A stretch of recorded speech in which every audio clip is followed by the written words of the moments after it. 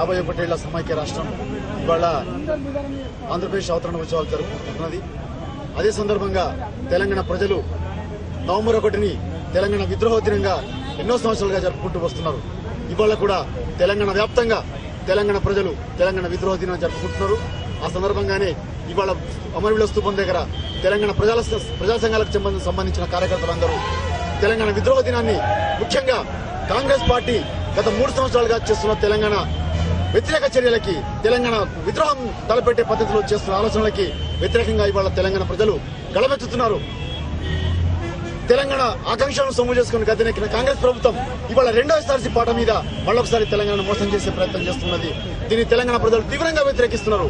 మాకు తెలంగాణ తప్ప మరేది సంతృప్తి ఇవ్వజాలదు. ఎస్ఆర్సీలు గాని ఏవి గాని మాకు సంతృప్తి ఇవ్వజాలవు.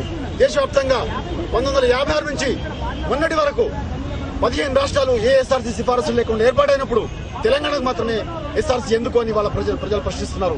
ఏ ఎస్ఆర్సీ లేకుండా 15 రాష్ట్రాలు ఏర్పాటు చేయగలిగినప్పుడు తెలంగాణ రాష్ట్రాన్ని ఎందుకు ఏర్పాటు చేయడానికి ఈ కాంగ్రెస్ ప్రభుత్వం వ్యతిరేకత వ్యక్తం చేస్తున్నది, వెనుకడుగు వేస్తున్నది. ఇవాళ తెలంగాణ ప్రజలు ఆ విషయాన్ని ప్రశ్నిస్తున్నారు.